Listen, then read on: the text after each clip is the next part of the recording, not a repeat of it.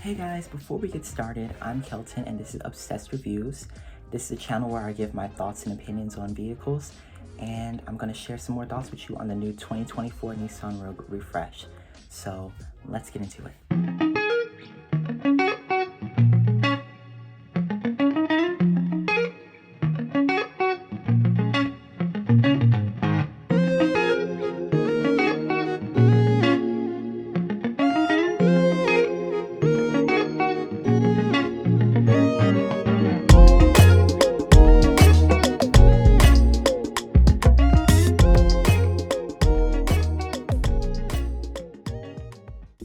Okay, so for this refresh, Nissan has kind of updated the Rogue to match some of their new styling elements that they're putting on all of their vehicles.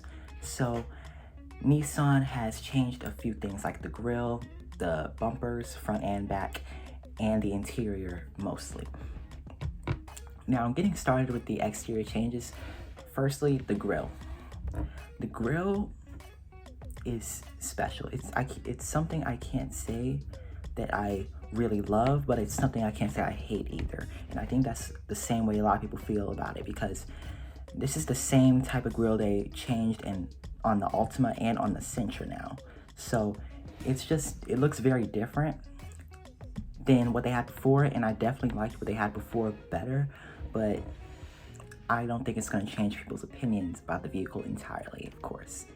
And also, something I want to point out is the headlights now have this new wraparound feature that comes up and meets with the bottom bumper, and I really like that. I think it changes the front end design feel a lot, and it makes it feel more put together. Another thing Nissan changed was they changed the rim options on the Rogue, and honestly, in my opinion, I do not think this was needed at all, because the Rogue had some really nice wheel choices as far as the higher trim levels, because this new trim level that I'm seeing, well, not new trim level, but the top trim level I'm seeing on all the press photos and other things the rims that are on that vehicle look really weird, to be honest. Like, they're not bad, but they're not good either. The rims that were on the Platinum last year looked way better in my opinion. They gave this kind of progressive vibe, if you know what I'm talking about. And I just think it coincided with the rest of the vehicle so much better. Another thing is Nissan has removed some of the chrome that was on the vehicle. Like, for instance, the rocker panels on the bottom of the vehicle, they definitely have a darker tint to them now on the chrome accents. And the grille I was just talking about doesn't have as much chrome as it used to, because it used to have a full chrome surround, and now it just has chrome accents. And to me, that's a mistake, because Nissans are vehicles that look good with chrome. For the last few years, their designs have kind of centered around their chrome accents and their silver accents, and I think there's nothing wrong with that. I think it looks really good, and this is one of those vehicles that looks really good with it, and them taking it away is just taking away from the design, if you know what I mean. The rear bumper has also been slightly updated to, I guess, match the vehicle better, but to me, it doesn't really look any different other than it looking smoother.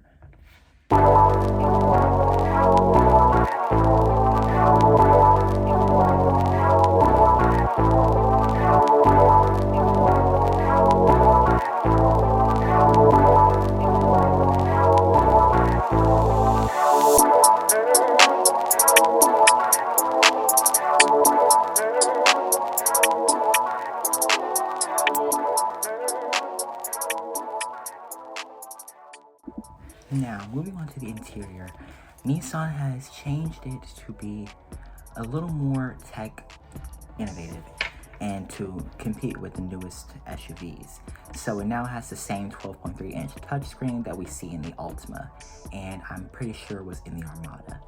that is, as far as I can tell, the only change that has been made to the interior, but I think it was a very needed change because the 9-inch that they offered as the biggest screen last year was good, but it wasn't competitive, and it was going to become outdated in the next few years, definitely.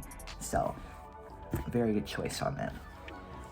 That touchscreen is also Google-based, which I have mixed opinions about the Google-based systems in vehicles because I think it's really cool that, you know, they can implement it with Google and everything else that they do with all these other vehicles that have that Google-based infotainment systems, but some companies are choosing to put in Google-based infotainment and take away Apple CarPlay and Android Auto, and it just be the Google-based infotainment. And I think that's a very big mistake because no matter what infotainment system y'all may offer, we're still going to want Apple CarPlay and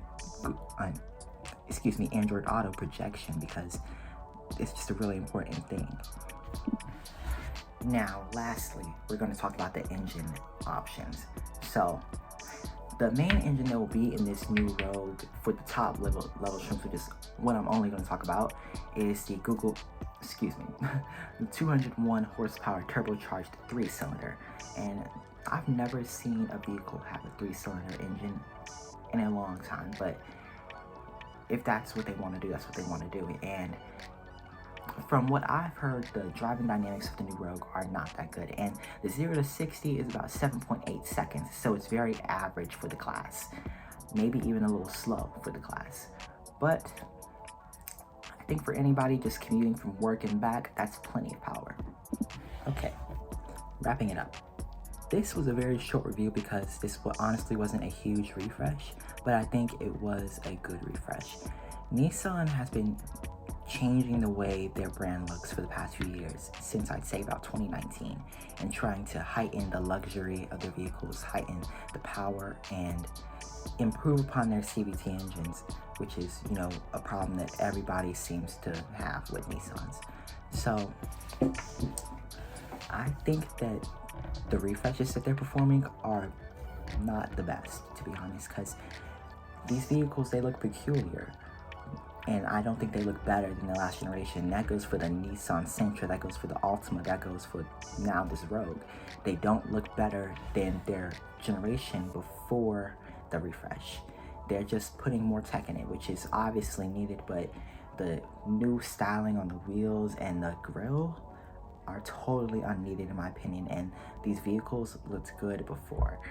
The Nissan Altima, for example, I think that actually looks really good when you see it in person, but when I first saw it on pictures, it did not look good. So yeah, I might change my mind about the Rogue, but the Altima has definitely changed my mind, and the Sentra looks okay. So I think that they're doing a lot of things that don't need to be done when it comes to the refreshes, but the new tech that they're putting in their vehicles is definitely a must, and I'm proud of them for that.